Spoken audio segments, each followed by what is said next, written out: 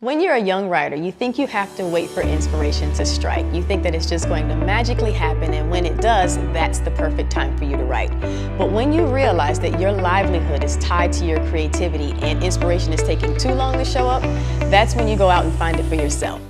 In this video, I'm going to share with you 3 things that help me stay inspired. And if you watch till the end, I will share 3 additional tips that I hope will help you if you get stuck with writer's block or any other creative block. Now, before I get into my 3 ways, I do want to share with you why I think it's important that you keep a steady stream of inspiration. And the first reason is you may have a client with a last-minute emergency and you don't have time to wait for inspiration to strike. So you need to have some ideas already flowing in your head. The second reason is you may not have any clients yet. You may be brand new and just starting out, and you need to create a portfolio to demonstrate your talent, showcase your abilities, and attract more people. So inspiration is what you need to create something beautiful and impactful. And the third reason is you'll be more attractive to prospects. If every time someone talks to you, you have a fresh perspective, you have a great story to tell, you will become more magnetic and people will want to talk to you more. So being inspired is a great foundation for just being a more interesting person.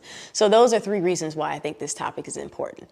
Now, let's just jump right into my number 1, my go-to hands down thing when I'm feeling kind of blocked, and that is spending time in nature. It can be in the mountains, in a desert, heck, even in a swamp. Well, not actually in the swamp. There is a resetting that happens when you get immersed in nature, and that's why it's my go-to when I'm struggling to put words on paper.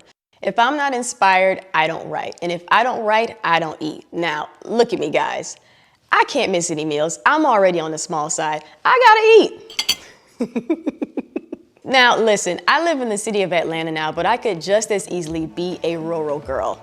I am probably more comfortable in a forest by myself than downtown in a crowded restaurant. I love going to places like Utah and Colorado. Heck, I even had the time of my life by myself in Idaho. If you can't hop from state to state like I did, that's okay. All you have to do is try to visit parks in your local region.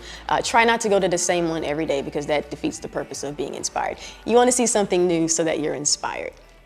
Next up for me is adventure. I like to live a life that's overflowing with inspiration, as you can see. One that is full of curiosity, one that is full of new experiences, excitement, and adventure.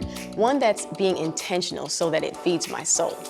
Whether it's parasailing, going horseback riding, snorkeling, scuba diving, any of these adventurous activities, something that pushes me out of my comfort zone, something that, helps me break out of the box and push the envelope to do something different. Because when you do something different, that is when you begin to feel.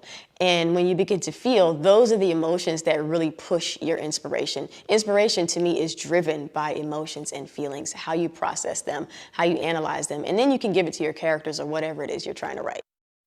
And finally, books. Obviously, books inspire me, but not just the content, the title, the cover art, all parts of the books inspire me. I lean on them to inspire me when I need help jumpstarting a speech or a story. The key here, just like in nature, is to minimize distractions, is to put away the phone, put away the tablet, and really be immersed in your environment, whether that's somewhere out in nature or within the pages of a book. You want to be submerged in that so you can find and explore your feelings and take those feelings into your next work. So as you can see, this is how I like to keep my life filled with inspiration. And no matter where you live, there are opportunities all abound. And at the top of this video, I did promise 3 additional tips if you stuck with me to the end. So here are the 3 extra tips. The first one is to watch high quality short films. There's a channel on YouTube that I love. It's called Amaletto. You can see it here. It's one of my favorites. Do check it out. The second one is to listen to people in public spaces. Now, I don't mean be creepy or be weird here, but do listen to snatches of conversation. Listen to how people speak, what emotions they're feeling, and see if that can inspire you in one way or another. And then finally, volunteer at an animal sanctuary or a farm, if you like animals, obviously. Being in service to other beings is its own kind of inspiration, and I don't just mean household pets. That's why I said in a sanctuary or farm. See if you can be around a bear or a tiger or something that you would not normally see and explore how that makes you feel, the sounds they make, watching them in what's probably closer to their natural habitat, which is why I suggested a sanctuary, not a zoo. But if you don't have a sanctuary near you, a zoo, it will work.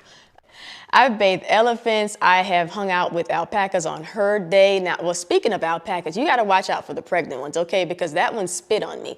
I didn't know, but that's their method of defense. They don't run, they don't attack, they spit. So watch out for pregnant alpacas, okay? Because she got me. Outside of the alpacas, I have been interactive with all kinds of animals because I'm an animal lover for the most part. So that's my third tip, and I do hope you found it helpful. Thank you so much for watching this video. Please let me know what you think in the comments. Also, let me know if you have some tips so we can help each other. Thanks again for watching. I'll see you next time.